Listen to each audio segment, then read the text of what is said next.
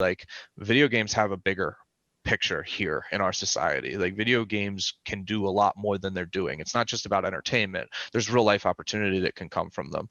And so that inspired me. I found a LAN center, which is like an internet cafe in a mall, and they were running a video game tournament. And I just walked in and said, I have to work for you. I'm really good at networking. I can help with whatever you need.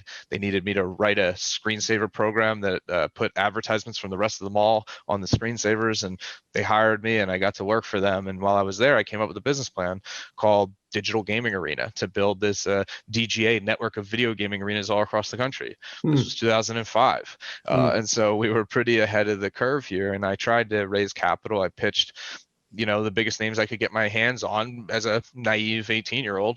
Didn't, got a lot of no. At the time, I love it. Yeah, got a lot of no's, and then got so frustrated with the process. And at the time, this was like 2005, 2006, 2007, where the web mobile 2.0 boom was taking. So every one of my friends is getting funded with the venture capitalists, and I'm sitting here like, I have a great idea, nobody's funding it. And so out of frustration, my partner and I, who was working at the same internet cafe with me, started a software company. And we said, we're just going to start writing and selling our software here to make our own money. Screw the VCs, we're doing this our own way. And we set off on our own.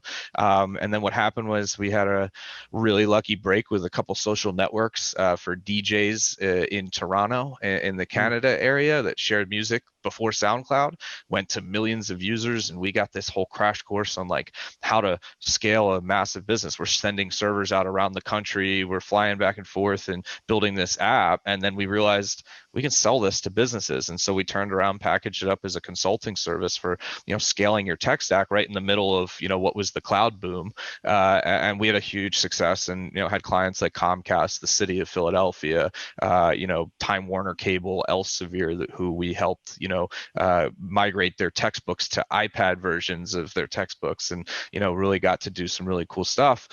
10 years into running this business, good capital, we start making our own investments in startups, and we were like, we got to reapproach this situation. And at the time, we had just been running these LAN parties, which, for anybody who's not familiar with the term, LAN means local area network, and a LAN party is where you all bring your computers in and play video games together, in the same place for a night. And that's all it was. And our software company, a bunch of software, nerds, were just sitting around playing video games. And it started in 2011, this kind of party. We started calling ourselves the Nerd Street Gamers because we're on North 3rd Street. And then about, I think it was 6 or 7 years later, 2016, 2017, or 2016, 17, that I said, you know what? This is what I was talking about. Let's build this. So we wrote the check from our software consultancy, Jarvis.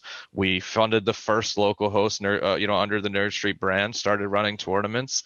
One of our tournaments became the biggest in North America, and enter Wayne. And we meet, and, we decide that we're going to fund this thing and go big. And, that's where it really took off.